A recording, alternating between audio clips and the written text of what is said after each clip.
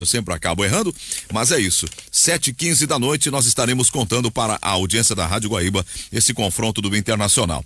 E nós vamos começar falando sobre ele, porque há uma manifestação do técnico da equipe do Deportivo Táchira, no sentido que ele conhece o Inter, que ele estudou o Inter, que ele viu o jogo do Inter contra o Juventude em Bento Gonçalves e que o campo lá é ruim e que ele pensa em tirar proveito desse fator.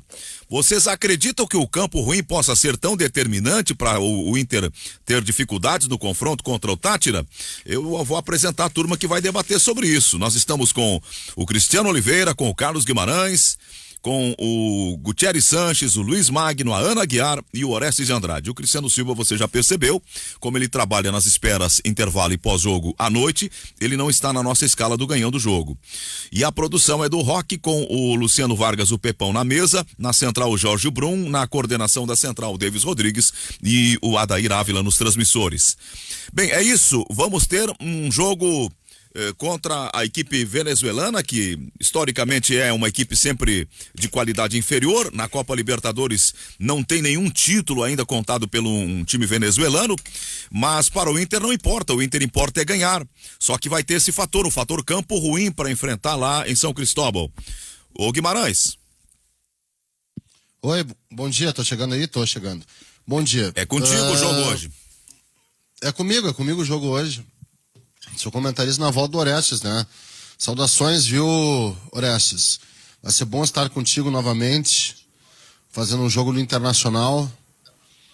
E vai ser bacana, viu? O negócio é o seguinte, Obrigado, prazer é todo nosso. Isso. Relembrando alguns velhos tempos.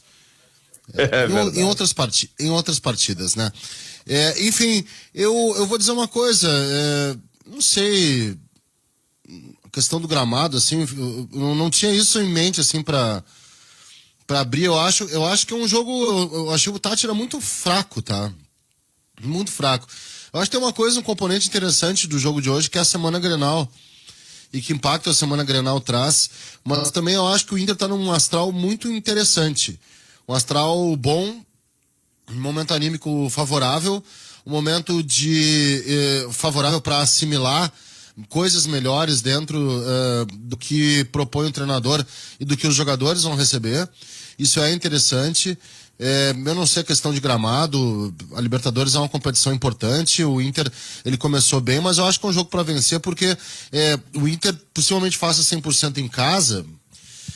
Ainda tem um jogo de volta contra o Always Ready. Eu não imagino o time boliviano vencendo o Inter dentro de casa, mas é importante pontuar fora também para ter essa tranquilidade dentro da competição. Num grupo que eu tenho quase certeza, né? Aliás, tenho certeza que o Inter vai passar, muito difícil de ficar de fora, mas é importante pontuar hoje.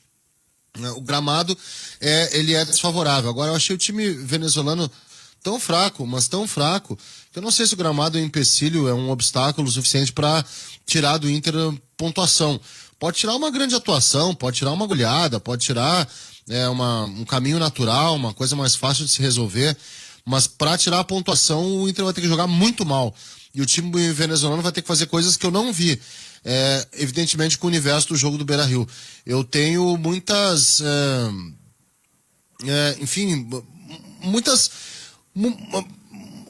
uma perspectiva otimista, Zé, né? Uma perspectiva otimista em relação ao atual momento do Inter. Se me perguntarem do Grêmio, eu também terei. Mas acho que é uma perspectiva otimista. Eu acho que cada vez mais jogadores estão apreendendo o que é passado do treinador. Eu acho que a execução do modelo ela está começando a ficar um pouquinho mais clara, um pouquinho mais nítida. Ainda não é uma execução perfeita, mas já dá para ver com alguns ajustes que são sutis. Eles fogem aos olhos das pessoas, como antigamente eram os laterais que fechavam, hoje só um lateral fecha, o outro fica aberto. O posicionamento do volante, já levando em conta a característica do Rodrigo Dourado. Gradativamente, Yuri Alberto e Thiago Galhardo juntos. São várias coisas que se desenham hoje no Internacional e acho que hoje não é um obstáculo suficiente, não. Sobre o gramado, eu assisti parte do jogo entre Táchira e Olímpia. Não é o gramado do Beira-Rio, mas ainda está longe de ser o da Montanha dos Vinhedos. Só se alguma coisa aconteceu nessas 2 semanas aí, entre esse jogo e hoje, para ter piorado tanto. Não é um gramado 100%, mas ainda bem longe de ser aquela cratera lunar que é a Montanha dos Vinhedos. O dado que me parece relevante, Magno, Ana, Oliveira, Gutierre, a nossa equipe Ores que está no debate, é que nós temos 3 jogos para todo mundo, 3 jogos para o Inter, 3 jogos para o Red, 3 jogos para o Olímpia, 3 jogos para o Tátira. E esse Tátira é o último colocado. Nos 3 jogos, ele tem saldo negativo de -5. E ele faz um jogo de decisão hoje. Então é um vida ou morte para os caras que vão jogar na casa deles. Esse Olha só, Zé, importante. Só uma coisa aqui, tá? O Oliveira mandou ali pra gente fotos. O gramado não é um tapete, tá? Mas também eu não achei o gramado nem perto com o que eu vi em Bento Gonçalves, tá? O gramado não é bom, mas também não é aquilo que eu vi em Bento Gonçalves. Eu não sei. Esse gramado que eu vi aqui, e é o jogo Tátira e Olímpia, é o jogo de Libertadores. Esse gramado que eu vejo aqui não causa obstáculo nenhum pro Inter. Deixa eu entrar nessa parte inicial e já deixando bom dia, saudações a todos. O gramado ele não é ruim, e ele também não é maravilhoso. Logo, ele não é uma parte protagonista do jogo. O que eu tô assim bastante curioso para ver do Inter hoje, e acho o Tátira muito fraco. Comecei essa fase de grupos achando o Always Red o mais fraco do grupo, mas não tem problema mudar de opinião, né? Não posso dar soco em ponta de faca. Vendo todos os times jogar e sabendo que o Always Red tem a seu favor algo que o Tátira não tem, que é a altitude, eu não duvido até do Always Red brigar por classificação nesse grupo com o Olímpia, e não ficarei surpreso se o Always Red ficar em segundo lugar e deixar o Olímpia em terceiro. O Tátira, em último, o Tátira foi o time mais fraco que eu vi nesse grupo do Inter da Libertadores. Então é jogo hoje pro Inter ganhar, é jogo hoje pro Inter conseguir mais 3 pontos e aí encaminhar, né, uma classificação na próxima fase da Libertadores. Nos jogos passados, ou especialmente no jogo passado, vou pegar o jogo do Olímpia, porque para mim o Olímpia foi, embora tenha sido 6-1, foi o jogo mais, entre aspas, difícil, e bota aspas aí mesmo, do Inter nessa fase, porque ele é melhor do que o Tátira, né, que foram os dois que jogaram no Beira-Rio. E contra o Olímpia também teve a estreia do Tyson, e eu acho que a partir daí a gente conseguiu ver um outro tipo de jogo do Inter, um outro modelo, uma outra movimentação, que eu achei bem interessante, até coloquei alguns vídeos sobre isso no YouTube e comentei aqui no Ganhando o Jogo, na jornada, no Guaíba Esporte de noite com o Bruno. Uma movimentação bem interessante que o Inter está fazendo pelos lados do campo e é uma movimentação que está confundindo os adversários. E eu tenho visto isso na Libertadores, tenho visto isso no Campeonato Gaúcho, e quando trocam alguns nomes a movimentação continua, ou seja, não é algo que parte do jogador, é algo que parte do técnico. É a mão do Miguel Ramírez que aparece de uma forma bastante forte nessa movimentação que eu estou dizendo. Que movimentação é essa? É uma movimentação do Inter abrir pelo lado do campo 2 caras assim, ó, bem abertos. Abrir não é força de expressão. É deixar bem abertos pelos lados do campo 2 caras para dar a famosa amplitude. O que é amplitude? É alargar o campo. É espichar o campo para o lado, para que os laterais do adversário tenham uma precaução, não fechem, e a partir daí o Inter tem espaço no meio para trabalhar essa bola. Quem é que dá amplitude, em geral, nos times de futebol? Lateral direito e lateral esquerdo. Não é isso que acontece no Inter. Ponta direita e ponta esquerda também não é o que acontece no Inter. O que acontece no Inter é um movimento de X de um lado e de diagonal no outro que confunde o adversário. Quem dá a diagonal no Inter pela direita é o ponta. O lateral fecha. É por isso que o Rodinei vive uma fase tão boa. Ele fecha, ele dá opção por dentro. Enquanto do outro lado, quem abre é o lateral e quem fecha é o ponta. E essa movimentação confunde o adversário, e como tem esses 2 caras bem abertos, e aí entra o trabalho sem a bola que o Ramírez disse que o Marcos Guilherme fez contra o Olímpia, e ele foi ridicularizado por ter dito isso, mas isso funcionou. E ele deixou um espaço muito grande no meio para o Edenilson trabalhar, para o Tyson trabalhar e para o Thiago Galhardo trabalhar e para o Rodinei trabalhar, já que ele fazia essa diagonal partindo da direita por dentro. Eu estou curioso para ver esse movimento se repetir, e esse é um movimento que para mim está confundindo os adversários e que ajuda a entender por que é que o Inter consegue fazer essa chuva de gols que tem feito nos últimos jogos da temporada. Geraldo, bom dia. Bom dia, Orestes. Vão vocês aí, eu ia só colocar um negocinho, tô falando demais, eu sei. Aí fui falar, veio um pigarro aqui. Essa questão da movimentação ela é muito interessante, tá? É a principal mudança que eu vejo no time do Inter. Depois eu quero só sublinhar isso. Sim, é um time que se molda por movimentação. Vai, Orestinho e Guti. Perdão, Orestinho. Hoje a noite é sua. Estarei do teu lado. Com essa voz. Tá, jogo do Inter, Orestes. Há quanto tempo não acontecia, verdade. Não é verdade? Não é verdade, Orestinho. É verdade, faz muito tempo. Eu tempo. nunca fiz um jogo com Orestes no Beira-Rio, sabia? Nunca fizemos. Nunca. Mas 2018 eu poderia... 500 no Beira-Rio a gente não fez. Em 2018 eu poderia dizer, eu nunca fiz um jogo no Beira-Rio, mas é outra coisa. Vai, Orestes. É o seguinte, bom dia para todos vocês. Com respeito ao gramado, eu vi as fotos agora aqui, esse gramado não vai atrapalhar em nada o Internacional. Agora, no momento em que o técnico chega e diz assim, eu espero que o gramado nos ajude, porque ele está pensando que o gramado vai ajudar o time do Tátira. E aí é complicado, ele não está acreditando no plantel dele, na força do time. Ele está pensando que o gramado será uma força melhor para o time dele. Quer dizer, o gramado não vai de jeito nenhum atrapalhar o Internacional. E eu tenho certeza que se o Internacional jogar toda a bola que está jogando, e pelo resultado que nós vemos aqui, pode até dar 3, 4 gols. Não acredito que o Tátira faça frente ao Internacional, embora o técnico esteja pensando no gramado. O gramado estaria ruim se estivesse no mesmo molde do Bento Gonçalves, mas não, dá para jogar futebol, dá para rolar a bola, e nesse quesito Internacional é muito mais força, muito mais determinação e muito mais qualidade. Eu queria só falar sobre essas movimentações que o Oliveira está falando, depois o Guimarães também vai falar. A gente, primeiro que o jogo começou com o Palácios, né, contra o Juventude, e até o Guimarães está falando, olha, eu não estou entendendo muito bem essa movimentação do Palácio, obviamente no primeiro tempo, ele tomou uma pancada e saiu ainda no primeiro tempo, mas era um movimento que, aí é que tá, sobre o que estava falando o Oliveira, tem movimentos que são naturais, de característica, de cacuete, como a gente fala, do jogador, e nesse caso eu não acho que tenha sido isso. O Galhardo, quando ainda estava com o Palácios, ele caía um pouco mais para o lado, ainda que fosse o centroavante, e tinha uma centralização do Palácios. Só que, claro, movimentos ordenados, orientados pelo treinador, têm que ser também baseados na característica do jogador. E eu acho que com o Yuri Alberto, se isso acontecer, jogarem Yuri e Galhardo, facilita um pouco esse tipo de movimento. E aí entra a característica de um outro cara que eu quero falar, que é o Tyson.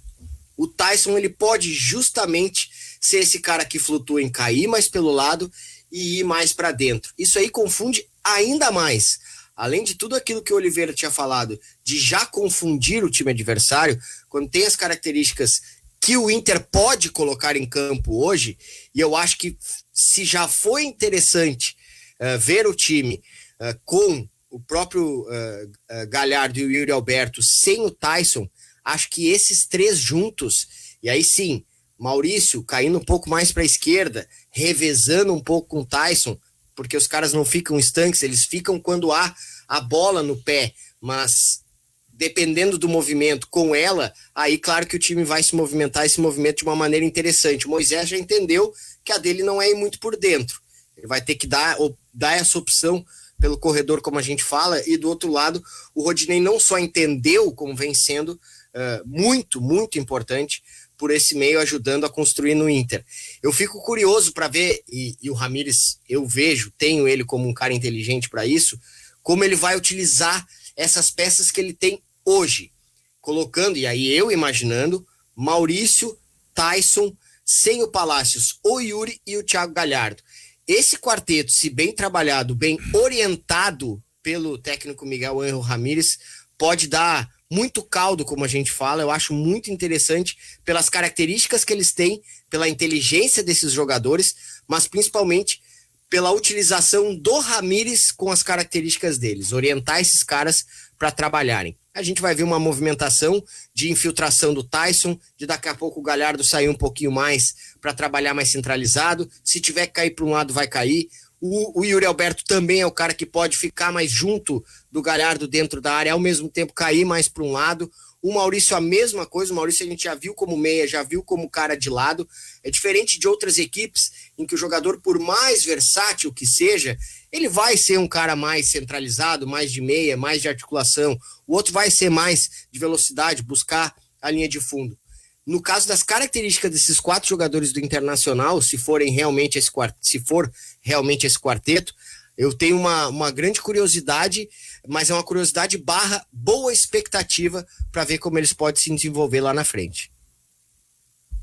Olha, Zé, até sobre essa questão, né, de gramado, essas características que não estão tão associadas a elenco, a construção de pensamento de jogo, porque até penso que o técnico do Táchira, olhando o adversário, teve que apelar sim para o gramado para, quem sabe, colocar uma dificuldade dentro do discurso, porque sabe que a sua qualidade técnica, como bem destacado aí pelo Oliveira e pelo Guimarães, não é das melhores. Tu mesmo, né, trouxe as informações que é o tudo ou nada, mas mesmo quando não tem a qualidade, não tem o material humano mais adequado, acaba sendo meio que no desespero essa conquista. E acho que quando se está no desespero, e a gente viu o Juventude, né, quando tendo a vantagem, quando quis definir o jogo, teve umas rateadas daquelas que a gente fala, nem no futebol da várzea a gente aceita, quiçá, no futebol profissional. Acho que é mais uma questão de sustentação de discurso para dizer, olha, o gramado pode ser uma dificuldade, porque sabe que o seu elenco não vai demonstrar as dificuldades mais extraordinárias para o elenco do Miguel Ángel Ramírez, que vem ganhando consistência, vem ganhando envergadura e bastante confiança, porque vem de goleadas. Acho que hoje não vai ser muito diferente. Tomara que o Orestinho esteja realmente vitaminado, como diz a nossa chamada, porque acho que vai ter que narrar muitos gols, como a expectativa dos torcedores aí que já estão participando conosco lá através das nossas redes sociais. Daqui a pouco vai ter aí uma perguntinha lá. Quem quiser vai lá no Instagram, que daqui a pouco a gente vai começar uma ação também bem bacana, já pensando e projetando o Grenal, Zé. Bem, nós estamos trabalhando uma ideia, Ana, sobre um modelo que me faz lembrar o que fez conseguiu fazer o Jorge Jesus funcionar no Flamengo. Ele pegou vários jogadores que tinham qualidade técnica, que eram habilidosos, mas que nunca tinham jogado juntos e havia uma necessidade ali de uma certa adaptação, de compreensão de jogo, de adaptação entre eles, para o time sair ganhando com a utilização simultânea de jogadores técnicos, com o desafio de que eles não fossem apenas jogadores com a bola no pé, mas que jogassem o jogo também sem a bola, fazer a volta, fazer a ocupação de espaços, fazer a retomada do jogo mais atrás. E ele conseguiu isso com Bruno Henrique, conseguiu isso com o Gabigol, conseguiu com o Everton Ribeiro, com aqueles jogadores que eram jogadores de muita técnica. E esse me parece ser o desafio que tem agora o técnico do Inter, porque essa formação que tem Maurício, que tem Tyson, que tem Yuri, que tem Galhardo, ele tem jogadores com vocação, com índole ofensiva.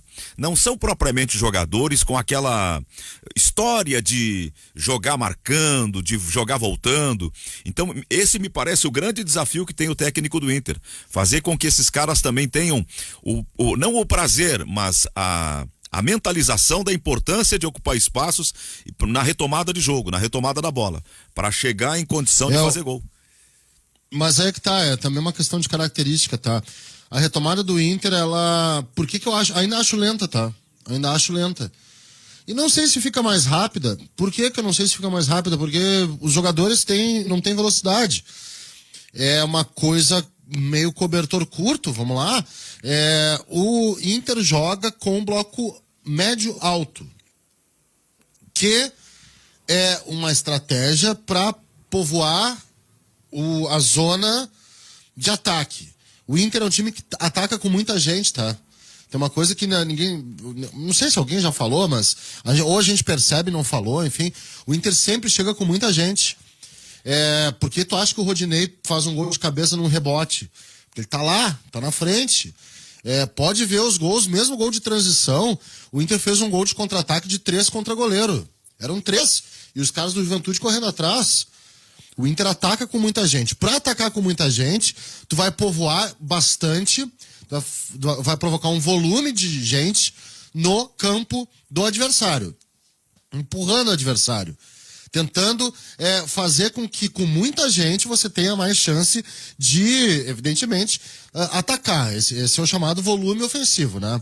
Só que é o seguinte, vamos lá, cobertor curto, bola nas costas, vou pegar a Juventude Inter em Bento Gonçalves. Bloco alto, dá um errinho só, ligação, profundidade, atacante rápido, e a tendência sempre é que um atacante seja mais rápido que um zagueiro, né? Já era. Aí é o cara contra o Marcelo Lomba. Não vai atacar com volume o adversário. O adversário dificilmente vai fazer um 3 contra 1, 2 contra 1, porque ele vai estar preocupado em defender o volume ofensivo. Mas vai rolar muito 1 contra 1, ou 1 contra goleiro, ou 1 contra ninguém. Então, essa é a preocupação. O que eu vejo realmente é que existe uma semana. Aqui a gente já está falando de semana Grenal e um monte de coisa, né? Chegou a ler sobre pressão nos treinadores. Cara, os dois estão jogando melhor do que eu via. Estão jogando bem, Grêmio Internacional, não tem pressão nenhuma. Quem perdeu o Campeonato Gaúcho ficou como vice-campeão, vai ajustar o que deu de errado na final e vai seguir a vida, porque tem Libertadores com grandes perspectivas para ser primeiro do grupo e enfrentar nas oitavas de final depois um outro desafio, e aí depende da vida que esse time vai ter, e o outro que vai passar em primeiro na Sul-Americana e vai também ver vida na fase seguinte, na fase de quartas de final da Sul-Americana, com quem vier da Libertadores. Então, eu tenho muita uma ideia calma um nessa pouco hora. diferente, Não... se tu me permite, Guimarães. Só para concluir, Zé, não temos pressão. O que temos é, sim, momento de ter uma boa perspectiva com um cara que tem 100% de aproveitamento. Eu já estou juntando tudo, porque eu acho que o jogo de hoje contra o Táchira, a projeção é muito mais de ver como o Inter vai se comportar tendo um adversário fraco do que qualquer outra coisa, mas o momento de ter 100% de aproveitamento e jogando mais rápido e melhor, e o outro tendo um modelo que goleia. É isso, tá? Eu só tenho perspectiva boa para essas coisas que não tem pressão nenhuma. O futebol não pode pressionar por causa disso, né? São umas coisas brabas para se ler, né, meu amigo? Eu, embora sendo brabo, eu consigo ver, Guimarães, se tu me permite amavelmente a discordância. Nós temos uma realidade histórica, um contexto acumulado que não pode ser descartado.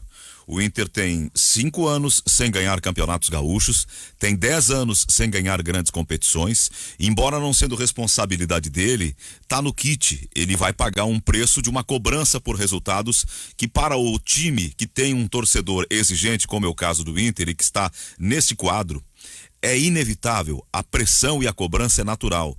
Se ele não ganhar o campeonato gaúcho, não vou dizer que ele será demitido, porque a ideia da direção é um trabalho de longo prazo e com o que concordo, mas haverá reclamação, haverá pressão, haverá cobrança, sim. Esse é o lado do Inter. No lado do Grêmio também vejo como natural a eventual pressão e explico quais são os fundamentos disso. O Grêmio tem uma percepção que o Inter está crescendo, que a chamada e tradicional figura da metáfora da gangorra pode estar pendendo para o outro lado. E uma derrota no Clássico Gaúcho, uma derrota no Campeonato Gaúcho pode alimentar mais o imaginário do torcedor neste sentido, de que as coisas estão fugindo à hegemonia e à dominação do Grêmio. E haverá pressão, sim. Pressão no técnico, mas talvez mais pressão até na direção, no presidente, cobrança por contratação de executivo, cobrança por reforços, porque o presidente ele está numa encruzilhada. Ele agora é candidato ao governo do estado, dizendo ou não publicamente ele é, porque o partido dele assim o quer. E o torcedor sabe disso, então o torcedor do Grêmio também vai pressionar se ele perder o Campeonato Gaúcho, porque se tem uma coisa que o torcedor do Grêmio, assim como o torcedor do Inter, não gosta, é de perder para o rival. Então eu amavelmente repito, compreendo as tuas razões, as tuas alegações, mas eu não vejo como não ter pressão. Mas então deixa eu entrar nessa aí, só para eu entender o que a gente está debatendo. A gente está debatendo o que a gente vai pressionar ou o que o torcedor vai pressionar? Porque se a gente está debatendo o que a imprensa vai pressionar, é simples. A imprensa somos nós. É só nós não pressionarmos. Acabou. Resolvido o problema. A gente virar a página. Se o torcedor vai pressionar, eu concordo. O torcedor pressiona sempre. Se perder meio de semana, né? Se perder na estreia do Campeonato Brasileiro lá sei eu, quem pega na estreia, nem lembro. O torcedor pressiona. O torcedor pede fora técnico com um jogo. O técnico estreou, perdeu. O torcedor vai pro Twitter dizer fora fulano. Então, uma coisa é o que o torcedor vai fazer. Outra coisa é aquilo que a gente tem que fazer enquanto quem está analisando. Outra coisa é aquilo que a gente tem que fazer enquanto quem está analisando. Enquanto quem está vendo. O trabalho do Thiago Nunes não começou legal? Começou. O trabalho do Ramírez não tá bom? Tá bom. Então por que a gente vai pedir depois do Grenal, aquele que perder, fora Ramírez ou fora Thiago Nunes? Por quê? Só para alegrar o torcedor ou para ficar do mesmo lado do torcedor? Não. Não. Eu acho que a gente tem que fazer uma avaliação que ela é mais distante. Nós somos mais chatos por isso? Até pode ser. E acho que somos mais chatos porque somos mais, ou deveríamos ser, mais racionais do que passionais. Na hora de fazer essa análise, quem faz um bom trabalho também vai perder eventualmente. Se quem faz um trabalho ruim eventualmente ganha, automaticamente quem faz trabalho bom eventualmente perde. E a gente não pode podar, a gente não pode tesourar, a gente não pode cortar um trabalho que é bom simplesmente porque um dos dois obrigatoriamente vai perder o Grenal. E acho que também tem a situação, né, Ana, também de que o cara não responde por 5 anos, né? Eu entendo todo o contexto. Ele não pode chegar aqui e apagar o contexto, primeiro, de rivalidade, de que 5 anos não vence, tudo isso a gente entende. Mas ele não pode responder profissionalmente, tecnicamente, por esses 5 anos. E também não pode o Thiago Nunes ser agora, chegar a 10, 15 dias e ser responsável por uma hegemonia de 4 anos. Eles estão fazendo excelentes trabalhos, a gente entende o que eles têm feito.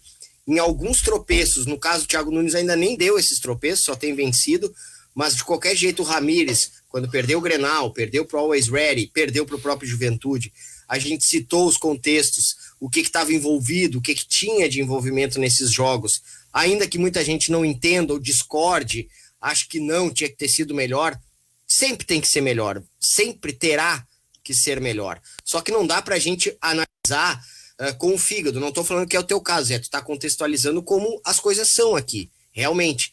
Mas aí é o nosso papel também não convencer o torcedor, convencer o ouvinte, mas tentar dar elementos, dar interpretações, para que daí, claro, ele faça as suas. Muitas vezes eles nos ouvem, a gente aqui se esforça, estuda, olha, fala, e ele não, discordo, e isso é natural. Agora, a gente não pode... isso é até bom, né? Não é não compreender, mas é ter essa paixão que leva, às vezes, a opiniões um pouco mais exacerbadas, um certo deslize, tê-las como... Não, isso é verdade. Se o torcedor está pensando isso, não estou aqui desqualificando o que pensa o torcedor, até porque torcedor não é um saco de batatas, tem muita gente, eu interajo com muita gente que sabe muito, que entende muitos contextos, que me fala... sobre o que ainda falta no Inter, o que ainda falta no Grêmio, o que está vendo de bom, o que poderia ser modificado, e no entanto não fala que tem que sair, esse fulano é ruim. Tem gente que age assim com o futebol, mas age assim até na imprensa. O que a gente precisa entender é o que foi feito até agora, há quanto tempo está sendo feito. Eu acho que isso também é um dos principais pontos. É muito pouco tempo para a gente achar que perder um campeonato gaúcho nos 2 próximos domingos para o rival, e sim, isso tem um peso, vai ser motivo para troca de comando, para terra arrasada, de jeito nenhum. São contextos que a gente precisa observar. Vou usar um exemplo aqui, fosse o Renato, tivesse permanecido até agora, essas 2 próximas finais de Campeonato Gaúcho, e perdesse para o Internacional, seria outro contexto. O Renato está há anos no comando da equipe, não vinha fazendo um bom trabalho, e ainda perde a final para o seu rival. Agora, o Thiago Nunes, no caso, ele está fazendo um trabalho de transformação, de transição, está tendo alguns pontos bem positivos, admitindo os que ainda precisam ser corrigidos, e não pode ser demitido porque perdeu o Grenal. E o contrário também, em um pouquinho mais de tempo do Ramírez, mas o Ramírez veio com outra filosofia, outro objetivo, vem goleando, como o Guimarães disse. Pô, o Ramírez vem goleando todo mundo, tem seus, como eu disse, tem seus tropeços? Tem, mas vem goleando todo mundo. A gente tem que ter um pouquinho mais de calma, tentar passar essa calma pro torcedor. Eu acho o seguinte, tá? Eu posso entrar nessa provocação do Zé Aldo, provocação bem-vinda, porque eu gosto muito de falar sobre esse assunto. Agora eu vou mexer em coisas que daqui a pouco podem incomodar os outros integrantes, tá? Então mexe eu tenho... depois. Mas é um assunto interessante. Porque Assim, ó, o Zé Aldo então, falou, o Zé Aldo falou como... Só para complementar, tá? O Zé Aldo falou como se ele não fosse da imprensa. Pareceu isso? Uhum. A imprensa... Me pareceu que eu isso, estava dando aquilo. dados objetivos. Aí, não, sobre a imprensa? Qual imprensa? Vamos lá. Mas eu estava até falando provoquei, de imprensa, eu estava falando de pressão que são naturais. A pressão do torcedor do Inter é porque 10 anos não ganha um título importante de expressão nacional, e que há 5 anos não ganha um campeonato gaúcho, e a pressão do torcedor do Grêmio já suscitou inclusive a direção chamar a imprensa e dizer, olha, vamos ver como é que a gente lida com isso, porque tem um novo fenômeno, a rede social está perturbando, os caras estão ligando, estão ameaçando, estão agredindo, estão ofendendo, estão constrangendo, e aí eles não podemos ter essa esperança de controlar, de negociar, de ter uma relação civilizada, mas com vocês, imprensa, podemos conversar, estamos aqui dialogando, aceitamos a crítica, só queremos um pouco de respeito à figura do ser humano, do pai de família. Eu me lembro claramente quando eu fui convidado pela Rádio Guaíba para representar a empresa lá, e como foram os diálogos naquela agradável reunião de 1h30 lá com a direção do Grêmio. É claro que existe uma pressão natural, e é disso que eu achava estar falando, sobre questões objetivas, mas eu não sei em que momento eu falei da imprensa. Eu não sei em que momento. Não, tu falaste da imprensa. Tu disseste que não tinha por que pressionar, e eu disse, olha, a pressão é natural, mas não tem. Eu acho que não se tem imprensa. Eu acho que não se tem imprensa. Até porque eu seria muito pretensioso querer falar como é ou como não deve ser a imprensa. A imprensa tem os seus próprios desígnios, não sou eu que vou determinar. Mas eu tenho essa pretensão, viu? Esses desígnios também cabe a gente, isso aí nada mais é do que uma autocrítica, né?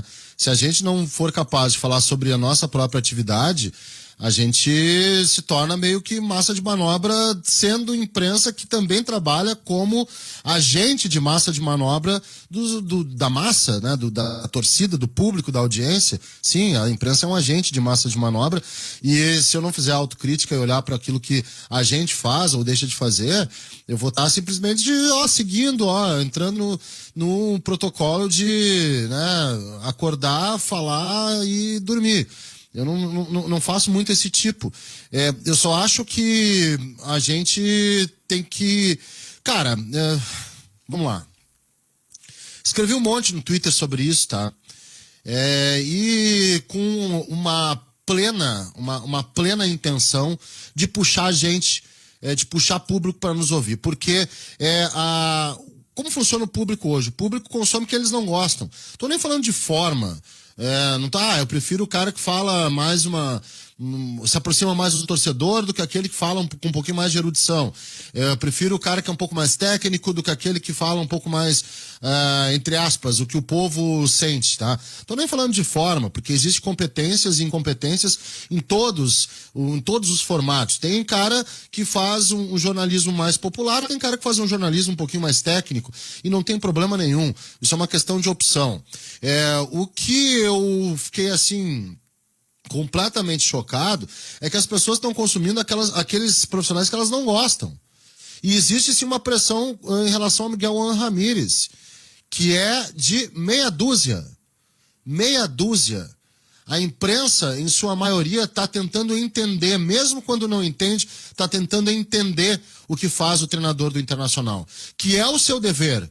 Eu não tô aqui pregando que todo mundo tem que saber absolutamente tudo sobre como funcionam as complexidades de um jogo de posição, mas eu tô dizendo que as pessoas estão tentando entender. E essa busca por compreensão nada mais é do que não ter nem boa vontade nem má vontade, mas é simplesmente buscar interpretar um fenômeno que em qualquer circunstância é um fenômeno que demanda tempo e que não tem que ter pressão. Eu acho um absurdo ter pressão sobre o Ramírez ou sobre o Thiago Nunes nessa final de campeonato, sobre os dois. O Thiago Nunes é um treinador que está fazendo o Grêmio jogar melhor.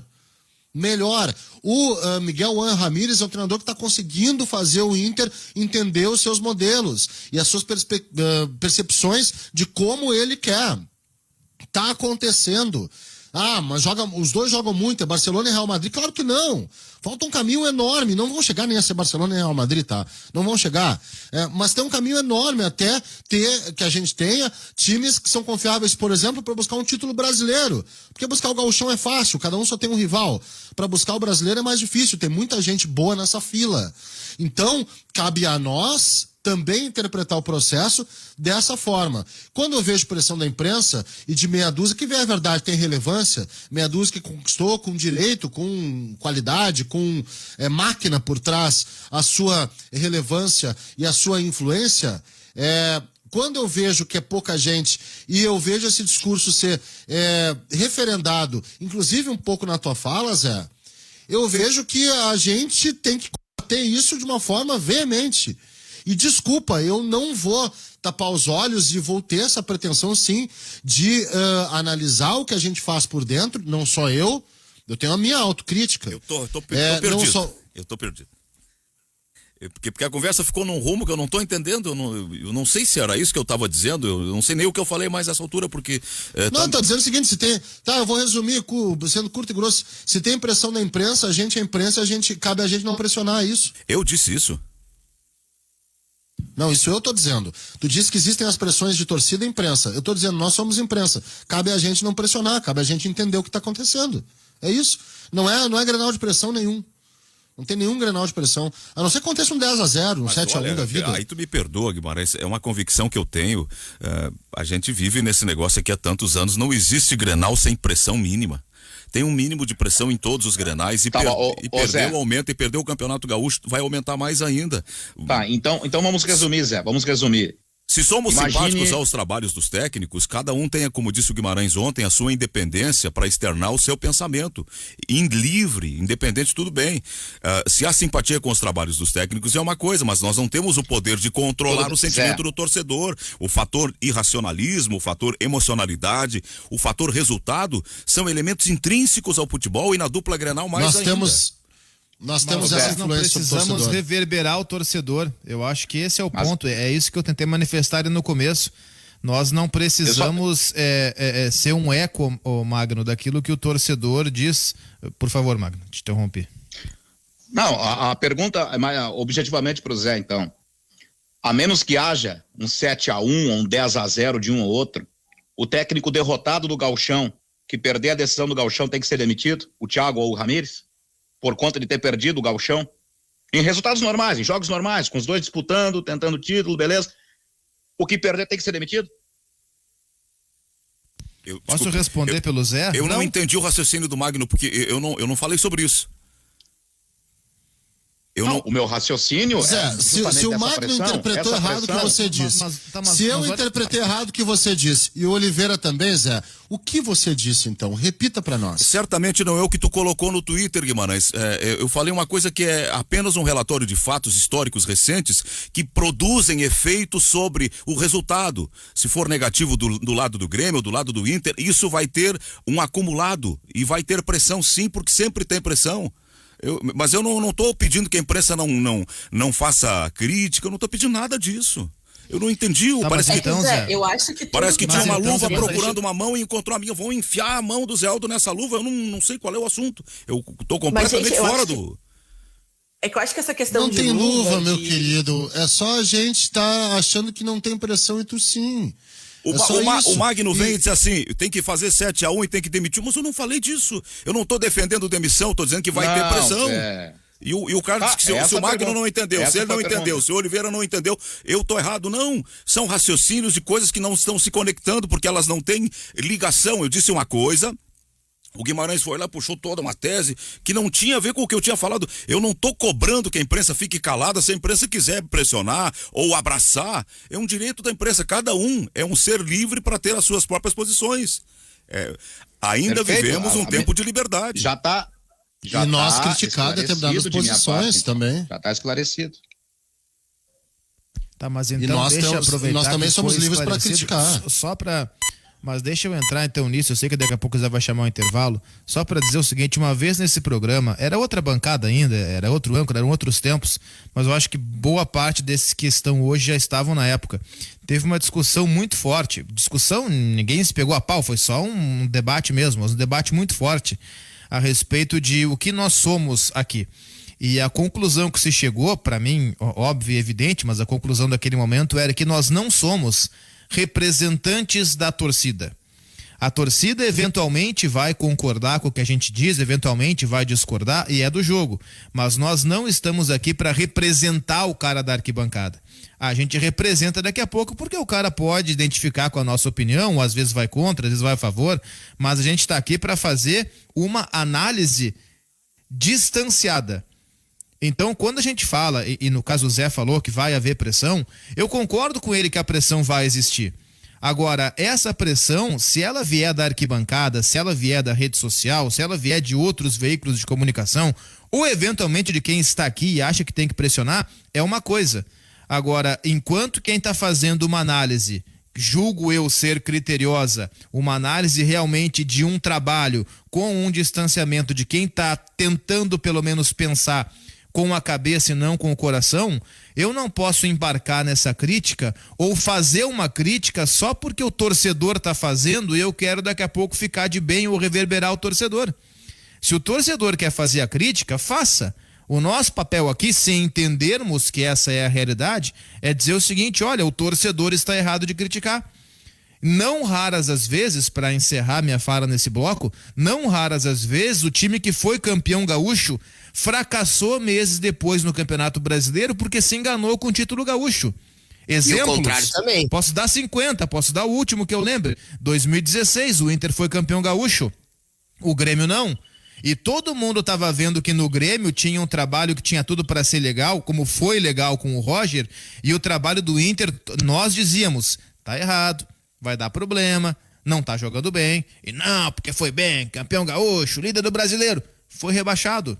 De que adiantou ser campeão gaúcho? De nada. Então, ser campeão gaúcho ou não, significa para a competição, vai colocar a taça no armário, vai colocar a faixa no peito, mas para efeitos de temporada, pode não significar nada. Tu pode ser campeão gaúcho e fazer um campeonato horroroso ali na frente, tu pode perder o gauchão e vir a ser campeão brasileiro. Acontece, já aconteceu com a dupla Grenal e com diversos outros times em outros estaduais. Então, assim, gente, o gauchão, ele não pode ser o fim, Guti. O gauchão, ele é o meio, ele não é o final. Tu pode tropeçar no gauchão, daqui a pouco perder o Grenal e fazer um campeonato brasileiro de título, por exemplo. E nada impede isso. Pode ser campeão brasileiro no final da temporada. Mas eu acho que a gente teve um exemplo perfeito aqui de quando a gente lida com as emoções, e aqui o pessoal, quando a gente fala imprensa, tu não te inclui na imprensa, essas discussões, quando a gente mexe com as emoções, e a gente fala isso principalmente do torcedor, que tem isso muito aflorado, principalmente depois de um Grenal, a gente tem sim erros de interpretação e alguns momentos, porque quando a gente fala de Grenal, a gente vai ter que analisar quem ganhou e quem perdeu. A gente não vai conseguir, não digo nem passar pano, mas a gente não vai conseguir diminuir esse resultado do enfrentamento, a gente vai criticar quem perdeu e vai elogiar quem ganhou, ou até mesmo quem perdeu em alguns momentos tem mais méritos, merecia mais ganhar, mas o que faz o futebol é sim a bola entrar no gol, é um lance às vezes de ombro que se faz um gol, de chute mal feito, de uma situação ali, de uma desligada da defesa que estava muito bem, mas isso eu acho que potencializa, por ser um enfrentamento aqui da aldeia, por ser os maiores aqui do Rio Grande do Sul, que se enfrentam, o torcedor vai ter essa questão passional e alguns acabam extrapolando. Eu vejo até que essa responsabilidade que em alguns momentos é colocado sobre a imprensa,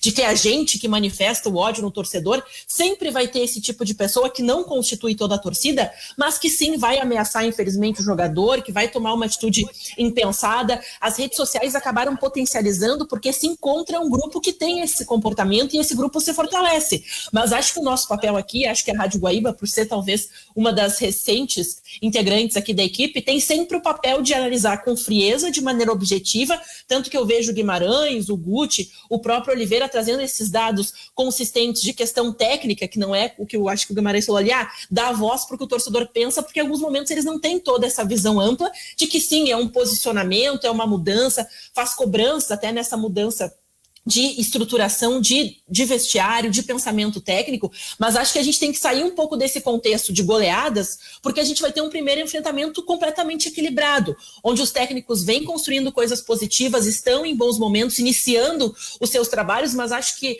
a primeira vez que a gente vai colocar o termômetro de maneira equilibrada nessa celeuma, né, nessa questão emocional do Grenal e também técnica, vai ser nesse enfrentamento, pensando em alto nível, em times que estão de maneira igualitária no enfrentamento e não aqueles, veio da Bolívia, da Venezuela, não sabe porque está disputando, Libertadores da América também está fácil. Eu acho que a gente tem que colocar esse contexto, tirar essa coisa da goleada, de passear, para colocar esse contexto de igualdade, de que pela primeira vez, talvez nos Grenais não temos a questão emocional, de ídolo, de trabalhos feitos há muito tempo, mas sim aquela ideia de que os dois estão começando, estão bem, estão mostrando um bom trabalho. E que isso não vai justificar, como o Magno disse, vai ter que se demitir, não. Vai ter que se dar uma nova oportunidade. Eu tenho 9 minutos para o meio-dia, Gorés, e eu estou muito atrasado.